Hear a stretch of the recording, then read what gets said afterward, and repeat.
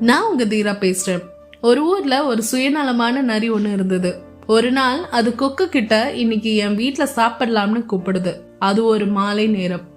கொக்கு பறந்து நரியோட வீட்டுக்கு போகுது. அதோட நீண்ட மூக்கால நரியோட வீட்டோட கதவை டக் டக்குன்னு தட்டுது. நரி கதவை திறந்த உடனே வாங்க கொக்கே உள்ள வாங்கன்னு சந்தோஷமா கூப்பிடுது. கொக்குக ரொம்ப பசி, சாப்பாட்டோட வாசனையும் ரொம்ப நல்லா இருந்தது. நரி சூப்ப ஒரு தட்டையான பிளேட்ல கொண்டு வருது. நரி தன் நாக்கால சூப்ப சீக்கிரமா குடிச்சிருது.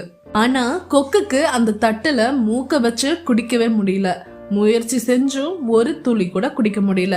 ஆனா கொக்கு அமைதியா சிரிச்சுக்கிட்டே நரி கிட்ட சொல்லுது, நாளைக்கு என் வீட்டுக்கு வான்னு.